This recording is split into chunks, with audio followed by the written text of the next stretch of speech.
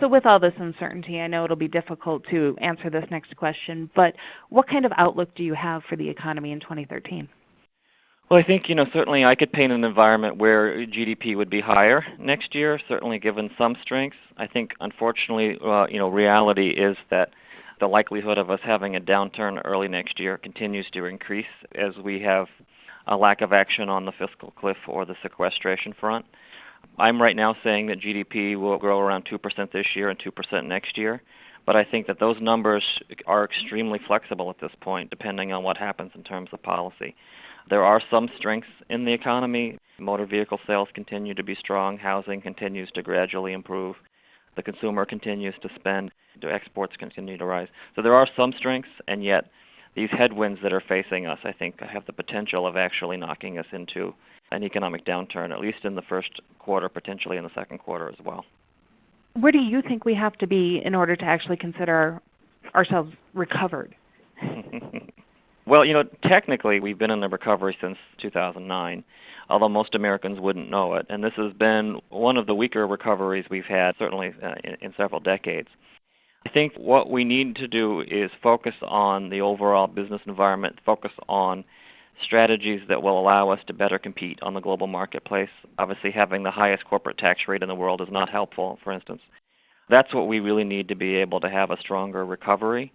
And I think we need to be able to solve some of these tax and regulatory issues that I think are going to haunt us as we move closer to 2013. One of the other things that's come up with regards to productivity in particular is the role of technology in the recovery. Do you think we're going to continue to see a slower increase as people rely more on technology in a lot of the manufacturing? We've seen pretty tremendous gains overall in labor productivity amongst manufacturers, especially in the durable goods space. But I think both durable and non-durable productivity gains have been certainly more sizable than the rest of the economy. And I think we're going to continue to see a movement towards that. Certainly innovation is very helpful. I think we're seeing a lot of manufacturers try to do more with less.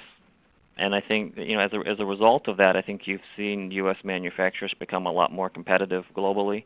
I think that's certainly been one of the things that's helped kind of this resurgence in manufacturing in the United States. And I think that it certainly has made the United States, I think, a lot more of an attractive place to do business in terms of labor costs. Now, there are other issues related to location, and we've already talked about some of those challenges. But certainly I think in terms of labor productivity, I would expect to see continued improvements there, and again, things which will continue to keep U.S. manufacturers more competitive. Now, behind the scenes there, of course, we also need to make sure that we continue to stress innovation and R&D and the overall education system overall.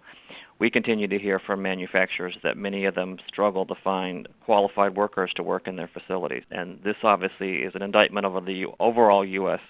education system, but I think it also speaks to the fact that we need to get more people considering manufacturing fields as a career option.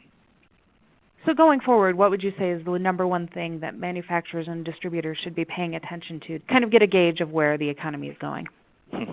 Well, in the short term, obviously, I think that the most important headwind that's out there is the fiscal cliff and being able to solve that. So certainly getting us past the election day, getting us into 2013, that's the one thing to watch, as well as potentially something that might happen in Europe. Aside from that, I think we are continuing to see some gains in industrial production. We are not where we were prior to the recession, but I think continuing to look at overall production levels. Employment has been obviously growing. We've seen 500,000 workers added to the manufacturing sector just since the end of the recession.